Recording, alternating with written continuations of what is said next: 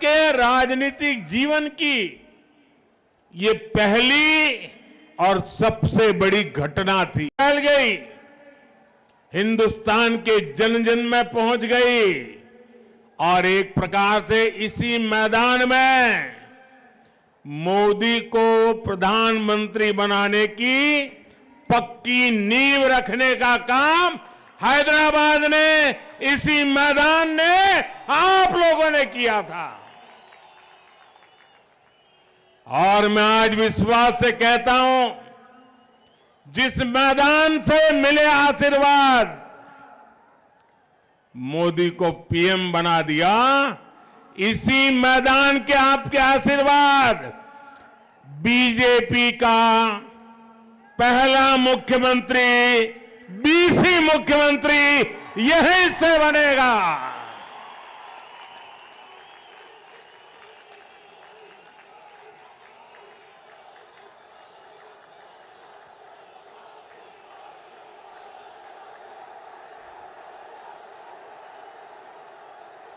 मंच पर मेरे साथ पवन है, लेकिन मैदान में आंधी है।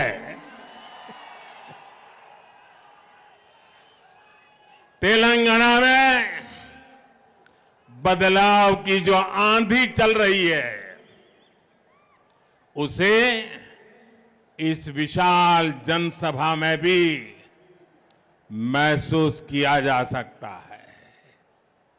आप लोग तेलंगाना के कोने कोने से आए हैं और अपने साथ एक स्पष्ट संदेश भी लाए हैं।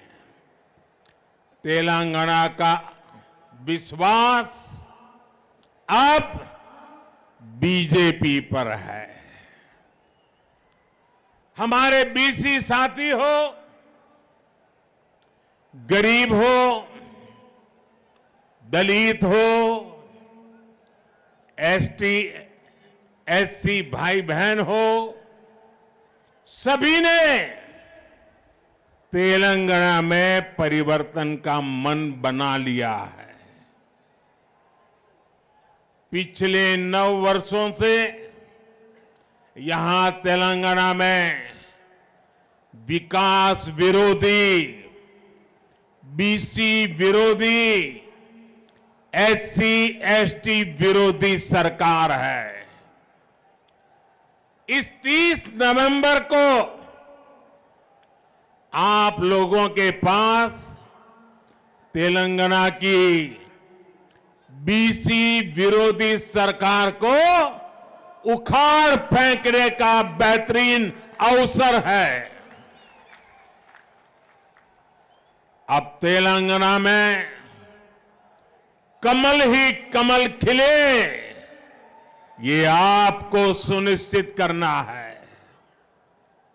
ना कुटुंब सभ्युलारा, तेलंगाना का गठन 3 मुद्दों पर हुआ था। पानी, पैसा और रोजगार, नीलू, निधुलू और नियामकालू। इन तीनों मुद्दों पर जन विरोधी सरकार ने तेलंगाना के लोगों के साथ धोखा हुआ है। अलग तेलंगाना राज्य के आंदोलन में हमारे बीसी भाई बहनों की बहुत बड़ी भूमिका थी। वो आंदोलन में सबसे आगे थे। अलग राज्य के लिए हमारे कितने ही साथी शहीद हो गए थे, लेकिन तेलंगाना बनने के बाद यहां ही सरकार ने सबसे बड़ा धोखा हमारे बीसी साथियों के साथ ही किया। यहां की सरकार ने बीसी हितों की लगातार उपेक्षा की।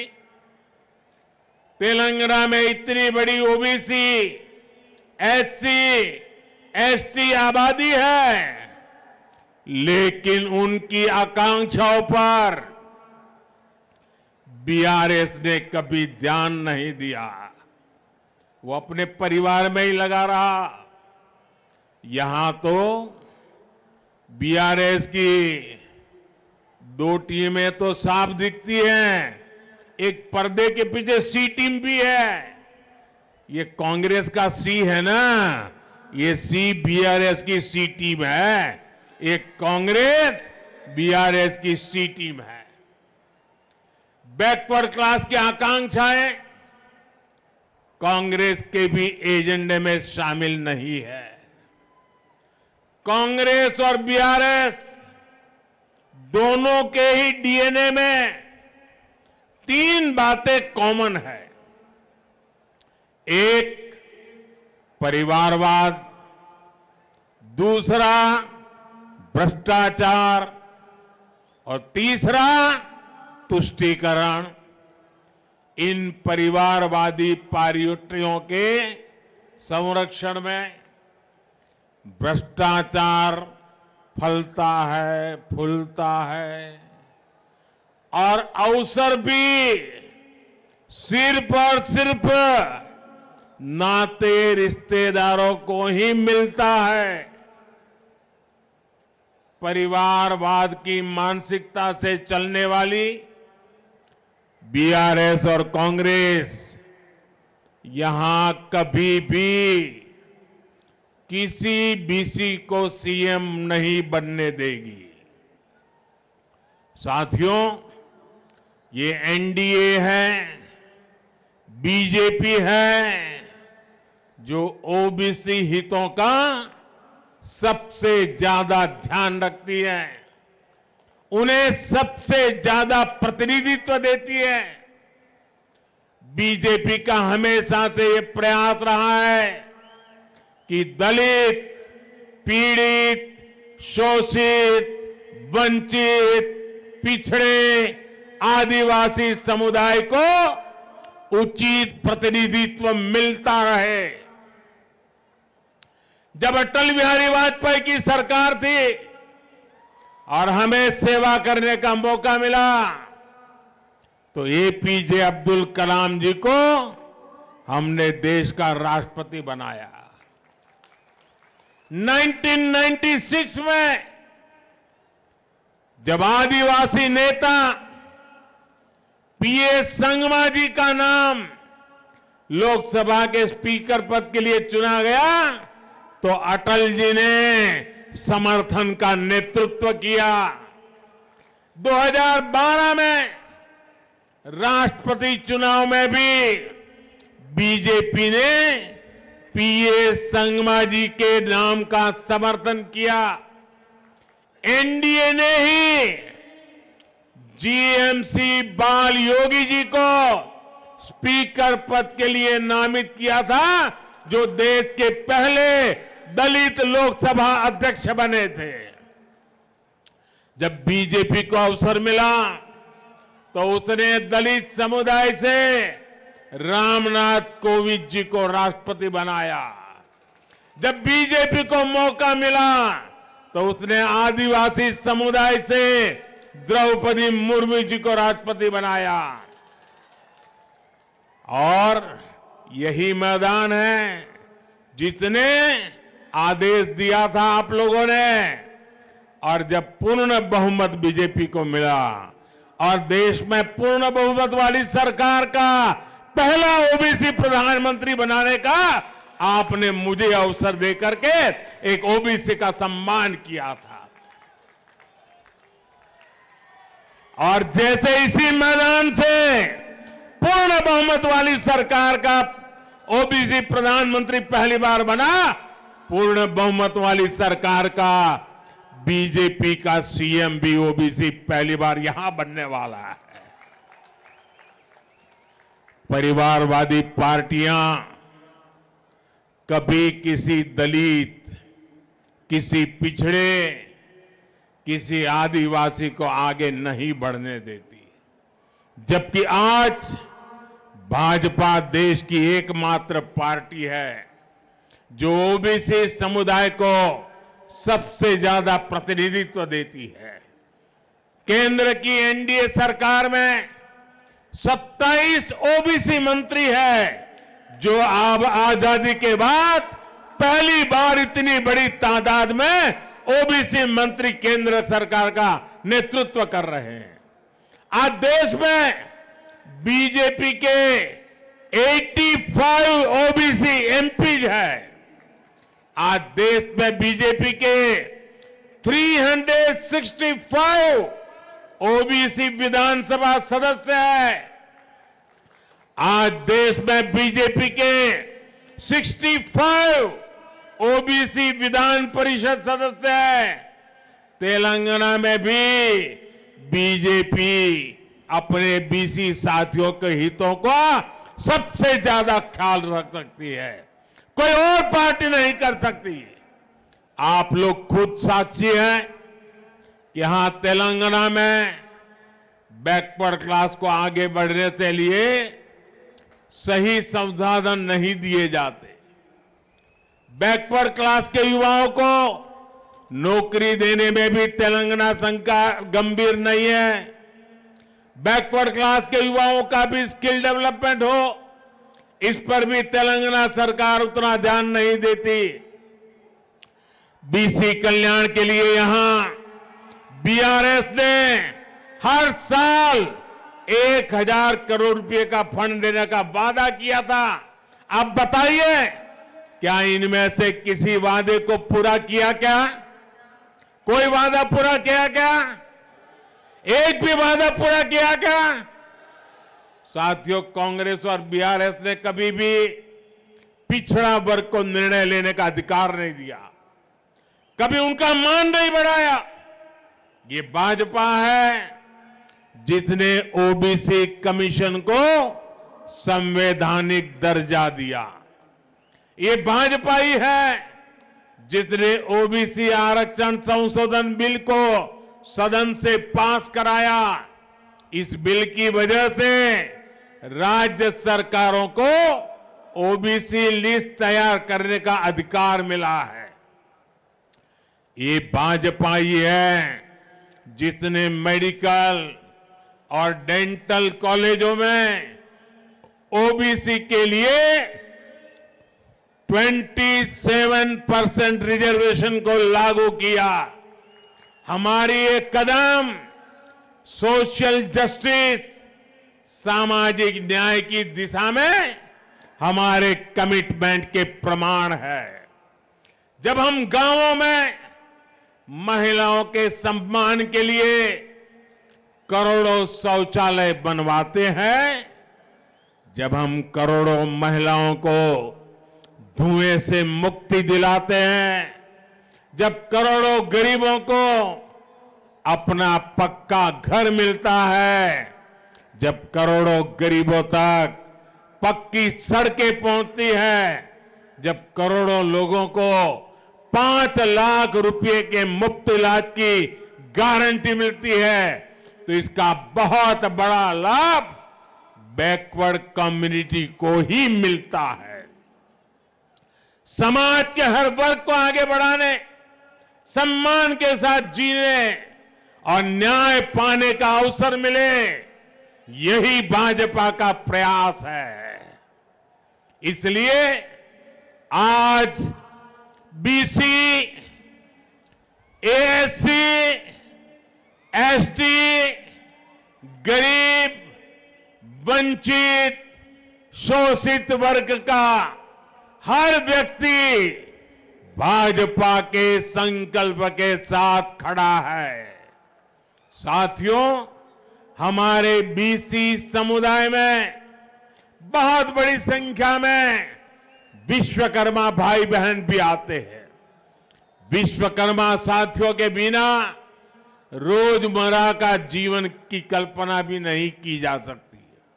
हमारे कुम्हार हो, सुनार हो, सुथार हो, मूर्तिकार हो, कपड़े धोने वाले हो, कपड़े सिलने वाले हो, जूते बनाने वाले हो, बाल काटने वाले हो, ऐसे बहुत से साथी बीसी समुदाय से ही आते हैं। ऐसे लोगों के लिए ही भाजपा सरकार ने पीएम विश्वकर्मा योजना बनाई है। इस योजना के तहत हमारे विश्वकर्मा भाइयों बहनों पर 13,000 करोड़ रुपए खर्च किए जाएंगे।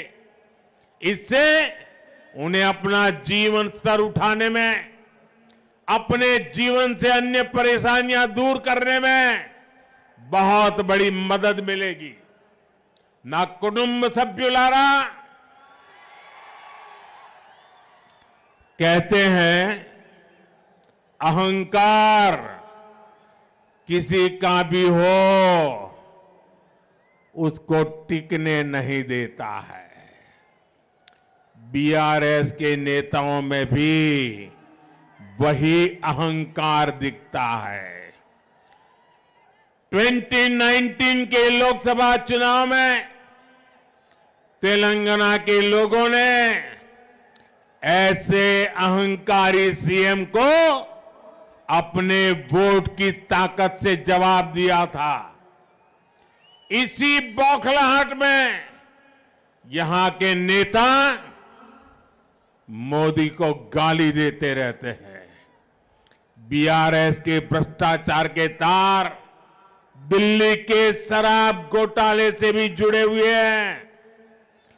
जांच एजेंसियों ने जब उनके भ्रष्टाचार की जांच शुरू की तो ये लोग जांच एजेंसियों को भी गालियां देने लगे।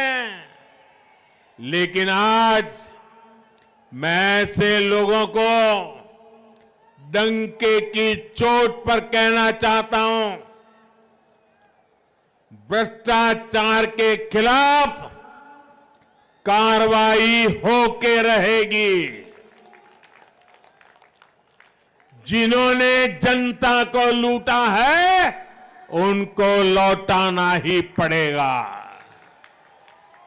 और मेरे तेलंगाना के भाइयों बहनों, ये मोदी की गारंटी है। साथियों, बीआरएस और कांग्रेस अलग अलग नहीं है, एक ही सिक्के की दो बाजू है। कांग्रेस ने 7 दशक में परिवारवाद और भ्रष्टाचार का जो मॉडल डेवलप किया, बीआरएस उसी पर चल रही है। दोनों की मंशा मिलकर राज्य की संपत्ति को लूटने की है। ये दोनों पार्टियां अपने बेटा बेटी को आगे बढ़ाने में लगी हैं। उन्हें आपके बेटे बेटियों की कोई परवाह नहीं है। बीआरएस ने सत्ता में आने के लिए जो बड़े बड़े वादे किए थे, उनमें से किसी वादे को पूरा नहीं किया।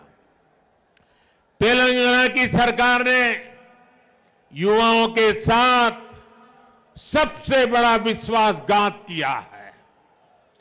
टीएस पीएससी परीक्षा की तैयारी कर रहे छात्रों को 9 वर्षों से सिर्फ और सिर्फ धोखा मिल रहा है।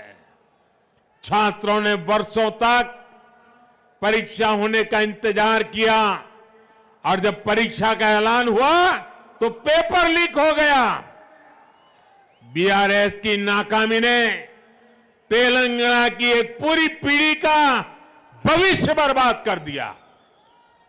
और ये हाल सिर्फ एक परीक्षा का नहीं है, राज्य में होने वाली हर परीक्षा में गड़बड़ी इस सरकार की पहचान बन गई है। आज युवा पूछ रहे हैं, बीआरएस के रोजगार के वादे का क्या हुआ? हर महीने बेरोजगारी भत्ता देने का वादा करके बीआरएस ने इस वादे को भी पूरा नहीं किया। आज भी तेलंगाना में टीचर्स के हजारों पद खाली है और हजारों स्कूल तो ऐसे हैं जहां सिर्फ एक टीचर है। आप मुझे बताइए, तेलंगाना के युवाओं को धोखा देने वाली, उनके भविष्य से खेलने वाली बीआरएस सरकार जानी चाहिए कि नहीं जानी चाहिए? ये सरकार जानी चाहिए कि नहीं जानी चाहिए? इनको हटाना चाहिए कि नहीं हटाना चाहिए? हर गांव गली से हटाना चाहिए कि नहीं हटाना चाहिए? ना कुटुंब सभ्युलारा, बीआरएस ने तेलंगाना के मेरे गरीब भाई बहनों पर उनको जो डबल बेडरूम के वाले घर देने के सपने दिखाए थे, लेकिन ये वादा भी बीआरएस का हवा में उड़ गया। एक तरफ बीआरएस का ट्रैक रिकॉर्ड है, तो वहीं बीजेपी का सेवा काल भी है। केंद्र में बीजेपी सरकार ने हमारे पिछले 9 साल के सेवा काल में गरीबों को 4 करोड़ पक्के घर बना करके दिए हैं। पीएम आवास योजना अर्बन के तहत तेलंगाना में भी शहरों में 2,50,000 से ज्यादा घर बने हैं। हमने गरीब की हर चिंता का, हर जरूरत का ध्यान रखा है। 3-4 दिन पहले ही हमने ये भी तय किया है कि पीएम गरीब कल्याण अन्न योजना को, आप जानते हो, जब कोविड का कालखंड था, पूरी दुनिया जिंदगी और मौत का संकट झेल रही थी। परिवार में एक व्यक्ति दूसरे को मिल नहीं पा रहा था, कामकाज ठप हो चुके थे।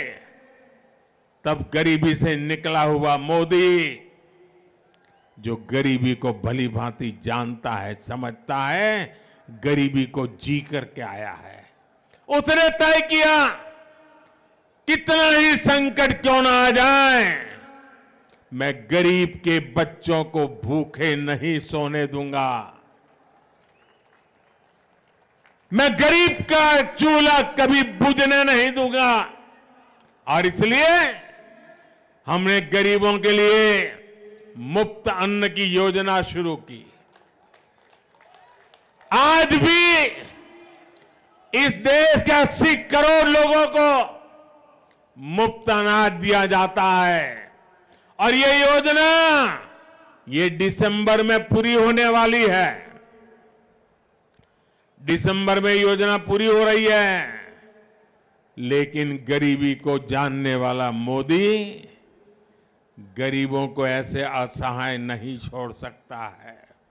और इसलिए मैंने संकल्प किया है, मैंने निश्चय किया है कि गरीबों को जो आज अन्न मिल रहा है, उसे आने वाले 5 साल के लिए और बढ़ाया जाएगा। 5 साल और बढ़ाया जाएगा। आप सब अपना मोबाइल फोन निकाल करके फ्लैश चालू कीजिए। गरीबों के कल्याण में आपके मोबाइल की फ्लैश चालू कीजिए। गरीबों के कल्याण के लिए मोबाइल की फ्लैश चालू कीजिए। 5 साल के लिए मुफ्त अनाज की इस योजना के समर्थन में आप अपनी फ्लैश लाइट चालू कीजिए। हर एक के मोबाइल की फ्लैश लाइट चलनी चाहिए। ये गरीबों के कल्याण के लिए है। ये मोदी की गारंटी का समर्थन है। ये मोदी की गारंटी का समर्थन है।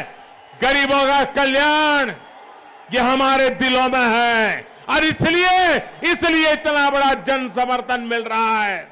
मैं आपका बहुत बहुत आभारी हूं। बोले भारत माता की, भारत माता की। यानी ये गरीबों को मुफ्त राशन की योजना अब आने वाले 5 साल और चलेगी।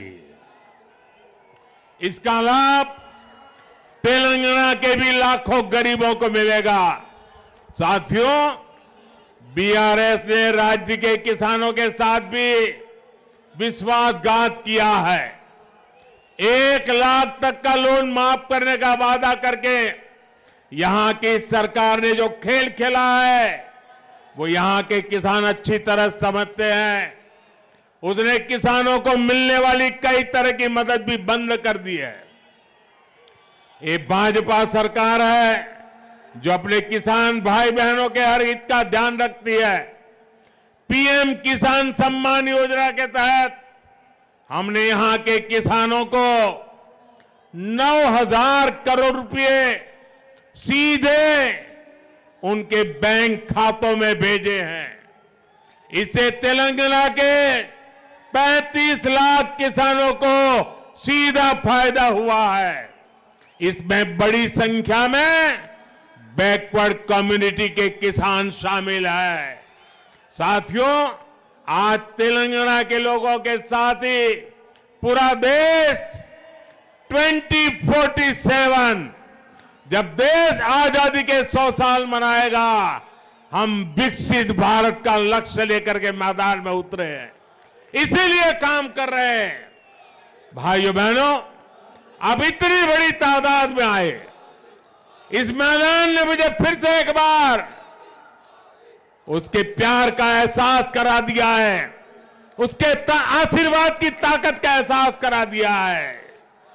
तेलंगाना का तेजी से औद्योगिक विकास हो, यहां के नौजवानों को रोजगार मिले, इसके लिए बीजेपी सरकार प्रतिबद्ध है। बीजेपी सरकार हर क्षेत्र में तेलंगाना के विकास के लिए काम करेगी। इसके लिए तेलंगाना में डबल इंजन की सरकार जरूरी है। तेलंगाना में भाजपा सरकार बनाने के बाद बीसी गौरव को बढ़ाने के लिए ठोस कदम उठाए जाएंगे। भाजपा हमेशा आपके विश्वास को मजबूत करने का प्रयास करेगी। विश्वास की इस लहर को आप तेलंगाना के जन जन तक, कोने कोने तक लेकर के जाइए। आप इतनी बड़ी तादाद में आए, नौजवानों का जो मैं जोश देख रहा हूं, मैं साफ देख रहा हूं, तेलंगाना में बीजेपी की सरकार बनाने का आपने फैसला कर लिया है। मेरे साथ बोलिए, भारत माता की, भारत माता की, भारत माता। तेलंगाना की इस महान धरती को मैं आदरपूर्वक नमन करता हूं। ऐसा लग रहा है जैसे मैं अपने कुटुंब के बीच आ गया हूं, अपने परिवार के बीच आ गया हूं। आप सभी तो मेरा परिवार हो। నా కుటుంబ సభ్యులారా, बीसी आत्मगौरव सभा, इसका हिस्सा बनना मैं अपना सौभाग्य मानता हूं। और ये धरती, ये मैदान, इसका मेरे जीवन में बहुत बड़ा स्थान है। 2013 में आप सबने मुझे बुलाया था इसी मैदान में, और आप लोगों ने टिकट रखा था कि जो मोदी जी की सभा में आना चाहता है उसको टिकट लेना पड़ेगा, पैसा देना पड़ेगा। हिंदुस्तान के राजनीतिक जीवन की ये पहली और सबसे बड़ी घटना थी, और पूरे विश्व में एक खबर फैल गई, हिंदुस्तान के जन जन में पहुंच गई, और एक प्रकार से इसी मैदान में मोदी को प्रधानमंत्री बनाने की पक्की नींव रखने का काम हैदराबाद ने, इसी मैदान ने आप लोगों ने किया था। और मैं आज विश्वास से कहता हूं, जिस मैदान से मिले आशीर्वाद, मोदी को पीएम बना दिया, इसी मैदान के आपके आशीर्वाद, बीजेपी का पहला मुख्यमंत्री, 20वीं मुख्यमंत्री यहीं से बनेगा।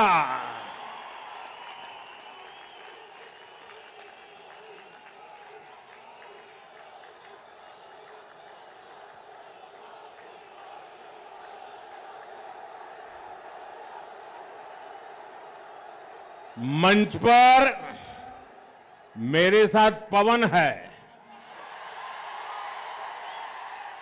लेकिन मैदान